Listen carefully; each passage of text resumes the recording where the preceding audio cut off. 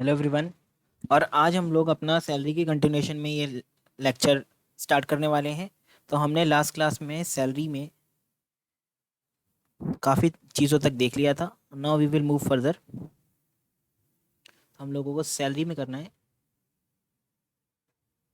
Okay, see here. चलिए, income under head salaries is the chapter that we are going to do today. हमने salary में कहाँ तक कर ली थी चीज़ें? हमने चीज़ें बहुत सारी सैलरी में ऑलरेडी देख ली हैं। जैसे कि मैं आपको फॉर्मेट से समझाता हूँ, देखें। तो हमने फॉर्मेट में देखा था चीज़ों को। हमने क्या क्या चीज़ें देख ली थी? हमने बेसिक सैलरी, कमीशन, ये सब चीज़ें देख ली थी। बोनस, टैक्सेबल अलाउंस भी देख लिए थे। रिटायरमेंट बेनिफिट भी सारे के सारे देख लिए थे। Now we will start with perquisites. हाँ, परक्विजिट देखना है। परक्विजिट अलाउड एग्जाम्पशन जिनमें होती है, फिर देखेंगे परक्विजिट टैक्सेबल फॉर ऑल, फिर परक्विजिट देखेंगे taxable for specified employ only. ठीक है, चलें। अभी परक्विजिट टैक्सेबल फॉर ऑल देखते हैं हम लोग। ठीक है जी। तो फटाफट से हम लोग उसी अपने पेज पे चलते हैं जहाँ पे हम लोगों को परक्विजिट देख रहे हैं। देखें, perquisite exempt up to certain limit. ठीक है जी, हमने यहाँ तक देख लिया था। SPF, RPF, URPF. ओके जी। इसके बाद हम लोग यहाँ पे देखेंगे perquisite exempt up to certain limit. तो परक्विजिट, जैसा मैंने आपको बताया कि परक्विजिट के बारे में क्या बात है कि परक्विजिट तीन टाइप के मैंने यहाँ पे डाले हैं। पहला परक्विजिट वो है जो कुछ लिमिट तक एग्जाम्प्ट होता है। सबसे पहले इसके अंदर क्या है हमारे पास? है medical facility in India, provided in India. Medical facility provided in India. Provided in India का मतलब क्या है? देखें, हम लोग जैसे नाम से तो चल रहा है मेडिकल फैसिलिटी अगर इंडिया में दी गई है तो। अब हमें यहाँ पे देखने की बात क्या है कि मेडिकल फैसिलिटी क्या होती है। Medical facility provided to the employ और his family in a hospital, clinic, dispensary. देखो, बातों को आप समझ में आ रही होगी आपको कि medical facility provided to employ, employ को प्रोवाइड करी गई मेडिकल फैसिलिटी, या तो उसकी फैमिली को, या तो एम्प्लॉय को, या तो उसकी फैमिली को हॉस्पिटल में, क्लिनिक में, डिस्पेंसरी में या नर्सिंग होम में मेंटेन बाय द एम्प्लॉयर। यहाँ पे वर्ड जो सीखने वाला और जो समझने वाला वर्ड है वो है एम्प्लॉयर। कि ये सब फैसिलिटी दे कौन रहा है? एम्प्लॉयर दे रहा है। कौन दे रहा है? एम्प्लॉयर दे रहा है। तो एम्प्लॉय को बेनिफिट जो मिल रहे हैं या फिर उसकी फैमिली को मिल रहे हैं हॉस्पिटल, क्लिनिक, डिस्पेंसरी या नर्सिंग होम में मिल रहे हैं, जो कि कौन चलाता है? एम्प्लॉयर।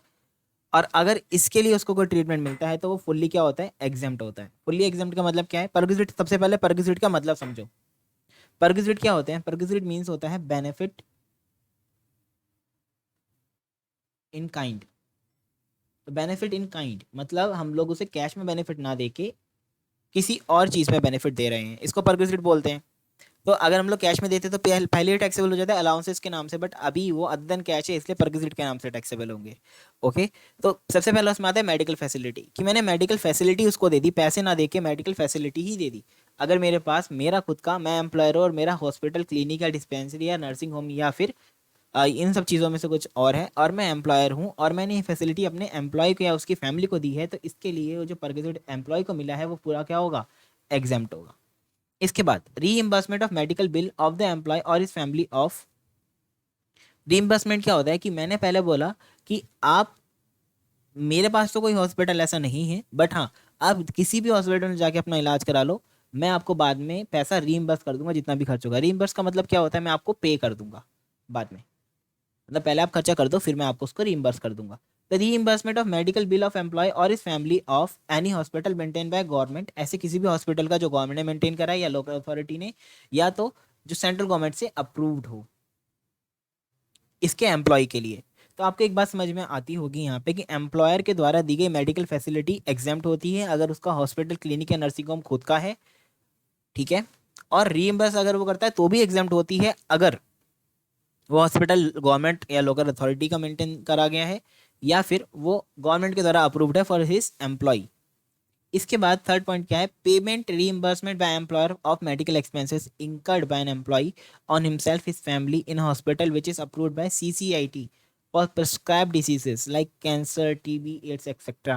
तो अगर इन डिसीजेस के लिए वो पेमेंट करता है, रीइंबर्समेंट करता है, कुछ भी करता है, तो भी वो एग्जाम्प्ट रहेगा। Employee must attach with return of income certificate from the approve hospital. Simple सी बात है कि अगर आप ऐसा कुछ भी स्पेसिफाइड डिसीज से गुजर रहे हैं तो आपको अपने रिटर्न ऑफ इनकम के साथ में ये चीज़ बतानी पड़ेगी, एक सर्टिफिकेट द्वारा हॉस्पिटल से जो मिलेगा कि उनको कौन सी डिजीज़ है या अलाइनमेंट है for which hospitalisation was required. ठीक है, are received for the amount paid to the hospital. Hospital को जो अमाउंट दिया है या तो आपने दिया हो या तो आपके बिहार पे एम्प्लॉयर ने दिया हो या तो एम्प्लॉयर ने रीइंबर्स करा हो, ये पूरा का पूरा क्या रहता है, एग्जाम्प्ट रहता है। इसके बाद group medical insurance. Group medical insurance मतलब इसको बोलते हैं mediclaim obtain by employer for his employ.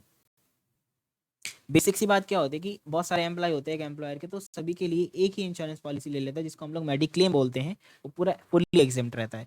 Any reimbursement by employer of any insurance premium paid by the employee for insurance of his health और the health of any member of family, fully exempt.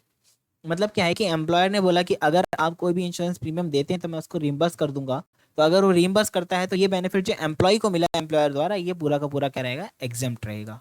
तो आपको ये चीज़ें छोटी छोटी सी जो है वो ध्यान में रखनी है और समझनी है, क्योंकि ये चीज़ें एग्जाम में कभी कभार पूछ ली जाती हैं। इसके बाद medical facility provided outside India, ये था इनसाइड इंडिया या फिर इन इंडिया। इसके बाद है आउटसाइड इंडिया, मतलब ये फैसिलिटी कहाँ दी जा रही है, आउटसाइड इंडिया मतलब इंडिया से बाहर।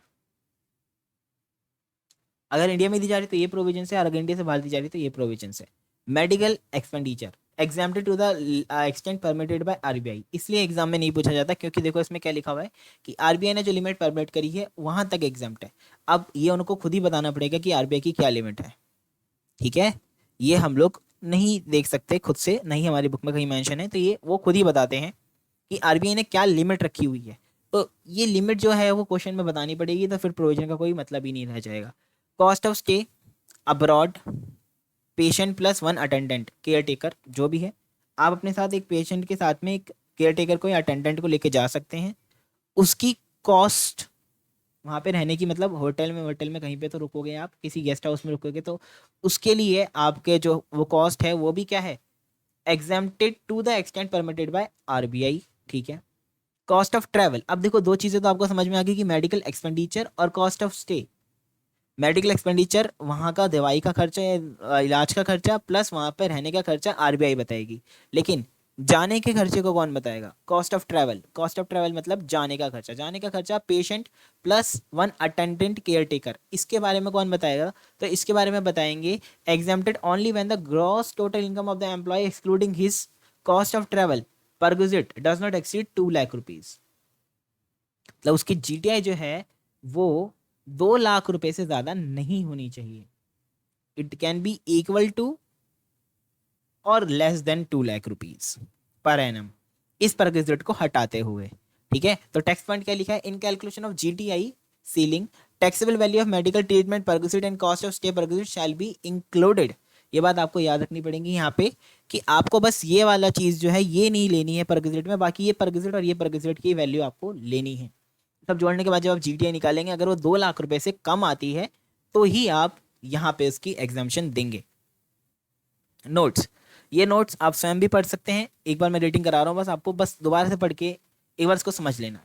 हॉस्पिटल इंक्लूड डिस्पेंसरी, क्लिनिक और नर्सिंग में आपको पता है कि हॉस्पिटल में तीनों चीज हो जाती है। For this purpose family mean spouse children of individual and parents brother sister of the individual wholly और mainly dependent on him. Fixed medical allowance is fully taxable, fixed medical allowance जो होते हैं पूरी तरह से टैक्सेबल होते हैं। The expenditure on medical treatment by employer may be by way of payment और रिएम्बर्समेंट। ठीक है, the perquisite is taxable in the hands of specified employee. However, if the bills are issued in the name of employee and reimbursed by the employer, then it shall be taxable in the hands of all employees. ये बात आपको याद रखनी है। ठीक है जी, तो ये पॉइंट्स आपके जो नोट्स वाले हैं थोड़े से देख लेने पड़ेंगे। इसके बाद आ जाता है लीव ट्रैवल कंसेशन। क्या आ जाता है, leave travel concession. Leave travel concession मतलब क्या होता है कि हर साल अपने एम्प्लॉयज़ को कुछ कुछ छुट्टियां दी जाती हैं, तो वो कहाँ तक एग्जाम्प्ट है देखें। If an employ goes on travel on leave basically with the family and travelling cost is, तो बेसिकली एक एम्प्लॉयर ने अपने एम्प्लॉय को क्या दिया है, लीव ट्रैवल कंसेशन, मतलब उसने बोला है कि आप घूमने जाओ अपनी फैमिली के साथ कहीं और उसको लीव दे दी है। तो जो कॉस्ट है ट्रैवलिंग की वो भी कौन बियर करेगा, एम्प्लॉयर ही। अब वो कॉस्ट कितनी एग्जेम्प्ट होगी वो हमको देखनी है। अगर जर्नी आपकी एयर के द्वारा है, मतलब आप प्लेन से गए हैं, तो air economic class fair of shortest route, ये बात आपको याद रखनी है कि अगर आप एयर से ट्रैवल करते हैं तो आपका इकोनॉमिक क्लास तक का जो टिकट है वो एग्जेम्प्ट रहेगा, उतना एग्जेम्प्ट रहेगा। जैसे मान लीजिए आपको, आपने बॉस ने आपके 2,000 रुपये दिए हैं, लेकिन आपका इकोनॉमिक क्लास का टिकट जो 1,500 का ही है, तो आपका 500 रुपये टैक्सेबल होगा और 1,500 रुपये एग्जेम्प्ट रहेगा। और शॉर्टेस्ट रूट भी आपको याद रखना है कि आपके बॉस ने आपको 2,000 दिए हैं, बट आपने ज़्यादा खर्चा करने के लिए करा, आपको जाना था मान लीजिए जम्मू, बट आप यहाँ से दिल्ली से मुंबई गए पहले और फिर मुंबई से जम्मू गए, तो रूट लंबा हो गया और ये लंबे रूट की वजह से आपका जो है पैसा ज़्यादा लगा, जबकि हालांकि दिल्ली से जम्मू पास है। तो अगर आप घूम फिर के जाते हैं खुद की वजह से भी, तो भी आपका शॉर्टेस्ट रूट का ही एग्जाम्प्ट रहेगा। तो मतलब आपका ओनली एंड ओनली यही 1,500 एग्जाम्प्ट रहेगा। अगर आपका खर्चा एक्चुअली में 3,000 भी हुआ है तो भी हम लोग उसको ट्रीट नहीं करेंगे, because it is long route, not the shortest route. इसके बाद अगर आप जर्नी ट्रेन से करते हैं तो air condition first class fair of shortest route, यहाँ पे भी शॉर्टेस्ट रूट की आपको बात याद रखनी है कि फर्स्ट क्लास एसी की आपको टिकट का जो है वो एग्जाम्पशन मिल जाएगा। ये आपको क्वेश्चन में बताया रहेगा कि फर्स्ट क्लास एसी का टिकट कितने का है। इसके बाद when the place of origin and the destination is connected by rail but journey is performed by any other mode of transport. ठीक है, समझ में आ रही बात? नहीं नहीं आ रही है? समझ में क्या लिखा हुआ है देखो, बोला क्या जाता है कि आप एयर से जब भी जाएं जब वहाँ पे जहाँ पे आप जा रहे हैं वो जगह कनेक्टेड किससे ना हो। सर वो जगह जहाँ पे भी आप जा रहे हैं, जहाँ पे भी आपकी जर्नी है, वो कनेक्टेड किससे ना हो। सर वहाँ पे रेलवे ना जाती हो, अगर वहाँ पे रेलवे ना जाती होगी तो ही आप किससे जाएं, एयर से जाएं। लेकिन अगर ऐसी जगह है जहाँ पे रेलवे जाती है फिर भी आप एयर से जाते हैं, तो भी आपका जो एग्जाम्पशन है वो रेल का फर्स्ट एसी ही रहेगा। ये बात आपको याद रखनी है भाई। जब वहाँ पे ट्रेन जाती है फिर भी अगर आप एयर को प्रेफर करते हैं तो वहाँ पे आपका जो एग्जाम्पशन है वो फर्स्ट क्लास एसी ही रहेगा। प्लेस ऑफ ओरिजिन मतलब जहाँ से आप जाने के लिए स्टार्ट हुए हैं, मतलब आपका ऐसा समझ लीजिए आपका जहाँ से स्टार्ट हुई जर्नी और फिर डेस्टिनेशन जहाँ पे जर्नी खत्म होगी वो कनेक्ट होती है रेल से, but journey is perform by any other mode of transport. मतलब रेल्स को छोड़ के किसी और भी आप ट्रांसपोर्ट से गए हैं, एयर से, बस से, मतलब तो ये सब चीज़ों के लिए भी आपको एग्जाम्पशन उतनी मिलेगी फर्स्ट क्लास एसी की टिकट जितनी। इसके बाद when the place of origin and destination is not connected by rail, मतलब आप जहाँ पे जाना चाहते हैं वहाँ पे ट्रेन नहीं जाती। हालांकि बहुत सारी जगह हैं ऐसी जहाँ पे ट्रेन जाती है, बहुत कम ही इंडिया में ऐसी जगह है जहाँ पे रेल नहीं जाती है, बट ऐसा हो सकता है कि कहीं नहीं जाती हो, तो उस केस में कितने की एग्जाम्पशन मिलेगी। तो where recognise public transport system exist, अगर वहाँ पे कोई पब्लिक ट्रांसपोर्ट सिस्टम है तो उसकी फर्स्ट क्लास का या डीलक्स क्लास का जो भी पड़ेगा आपको दे दिया जाएगा। अगर वहाँ पे कोई पब्लिक ट्रांसपोर्ट भी नहीं है तो फिर आपको air condition first class rail fare ही दिया जाएगा। ठीक है जी, ओके। चलो ये लीव ट्रैवल कंसेशन हमारा डन हो गया। नोट्स आपको खुद पढ़ लेने, नोट्स में कुछ ऐसा खास है नहीं, क्योंकि बस आपको बताया गया कि पर विजिट कितने आपको साल के दौरान कितनी छुट्टियां अलाउड है वगैरह वगैरह चीज़ें। ठीक है, पर विजिट टैक्सेबल फॉर ऑल है यहाँ पे। एक बार रीडिंग ले लेंगे ना मेरे दोस्त, आपको चीज़ें समझ में आ जाएंगी। चलिए तो अब हम लोग फटाफट से परगजिट टैक्सेबल फॉर ऑल की तरफ बढ़ते हैं। वो परगजिट जो सभी के लिए टैक्सेबल है, ऐसे परगजिट जो सभी के लिए क्या है, टैक्सेबल है। तो रेंट फ्री अकोमोडेशन ये ऑल एम्प्लॉय के लिए टैक्सेबल होते हैं, मतलब गवर्नमेंट हो या नॉन गवर्नमेंट हो, स्पेसिफाइड हो या नॉन स्पेसिफाइड हो। अब देखो गवर्नमेंट एम्प्लॉय एकोमोडेशन इन होटल, नॉन गवर्नमेंट एम्प्लॉय, देखो यहाँ पे ये चार्ट समझने वाली बात है। आप चार्ट समझ जाएंगे तो आपको चीज़ें समझ में आ जाएंगी। RFA बोलते हैं इसको। RFA में क्या हुआ है देखें, अगर रेंट फ्री अकोमोडेशन दिया गया, मतलब कभी कभार क्या होता है, आपने सुना है HRA, उसी तरह से RFA होता है। HRA में क्या होता है, आपको पैसे दे दिए जाते हैं घर लेके रहने के लिए, और RFA में आपको घर ही दे दिया जाता है। जब भी बर्गिजिट हुआ और ये अलाउंस हुआ, हाउस रेंट अलाउंस, और यहाँ पे आपका रेंट फ्री अकोमोडेशन, तो आपको यहाँ पे घर दिया जा रहा है और वहाँ पे आपको पैसे दिए जा रहे हैं, बस ये दोनों में फ़र्क है, बेसिक पर्पस दोनों का सेम है। तो अगर गवर्नमेंट एम्प्लॉय को रहने की जगह दी जाती है तो value shall be licence fee determined by the government for the unfurnished accommodation, if the furniture is provided then cost of such shall be added. मतलब क्या है कि अगर गवर्नमेंट ने कुछ भी जगह पे रहने के लिए दिया है अपने एम्प्लॉय को, तो उस जगह की जो लाइसेंस फीस है, मतलब जो उस जगह का रेंट होता है, जो गवर्नमेंट डिटरमाइन करेगी कितना है, अनफर्निश्ड फ्लैट का, अनफर्निश्ड जगह होनी चाहिए, मतलब बिना फर्नीचर के उसका रेंट कितना है वो, प्लस उसमें फर्नीचर का रेंट कितना वो ऐड कर दिया जाएगा गवर्नमेंट एम्प्लॉय के लिए। ठीक है, और अगर उस गवर्नमेंट एम्प्लॉय को होटल में अकोमोडेशन दी गई है, ये तो जब है जब किसी घर में दी गई हो या किसी जगह पे गई हो, अगर होटल में दी गई है, होटल में दी गई है तो 24% ऑफ सैलरी, 24% ऑफ सैलरी या एक्चुअल चार्जेस। आपको पता है क्या होने वाला है यहाँ पे? यस, यहाँ पे 24% ऑफ सैलरी एक्चुअल चार्जेस, दोनों को आपको देखना पड़ेगा। नॉन गवर्नमेंट एम्प्लॉय की बात करें तो नॉन गवर्नमेंट एम्प्लॉय के लिए भी अकोमोडेशन इन होटल है, तो ये सेम चीज़ है, 24% of salary actual charges.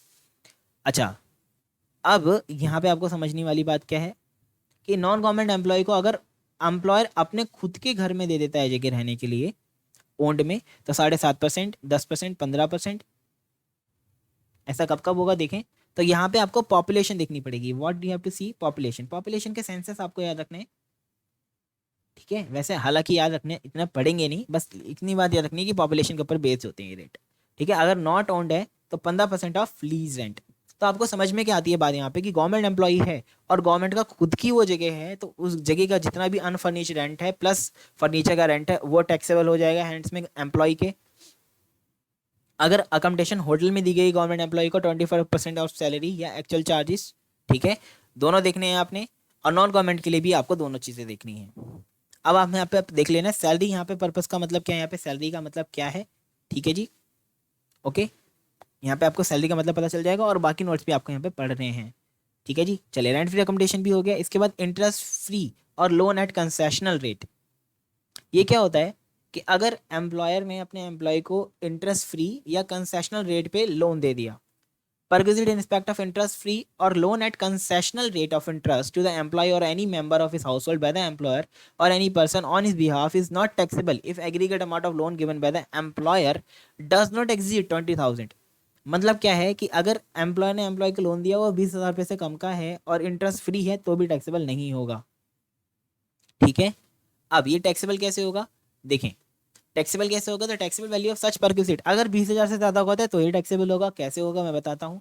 Shell be determined as per the rate on the first day of relevant previous year charge by the State Bank of India in respect of loan for the same purpose advance by it. चाहे उसने कम पे दिया हो, चाहे उसने क्या दिया हो, कम पे दिया। मान लो उसने 4% पे दिया है, लेकिन first day of previous year, जिस साल लोन दिया है उसके उस साल के पहले दिन, मतलब 1 अप्रैल को क्या रेट चल रहे थे वो देखना पड़ेगा एसबीआई के, ठीक है, स्टेट बैंक ऑफ इंडिया के। अगर उसने 4% पे दिया है और एसबीआई में रेट 6% चला था तो 6% ही माना जाएगा, ठीक है जी। और ये नोट्स हैं, नोट्स आपको पढ़ लेने एक बार, मैंने आपको मीनिंग समझा दी है। इसके बाद यूज ऑफ मूवेबल एसेट, ये इंपॉर्टेंट पॉइंट है, ये आपको अच्छे से समझना है चीज़ों को।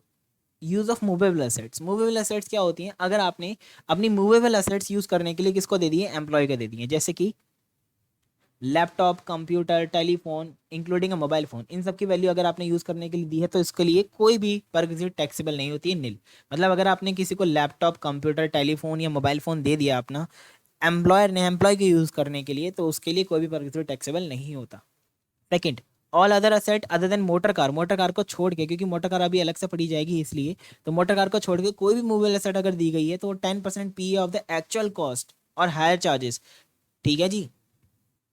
तो जितने पे अगर आपने उसको हायर करा है वो, या उसकी वैल्यू का 10%, जो भी इसकी कॉस्ट रही थी उसका 10%।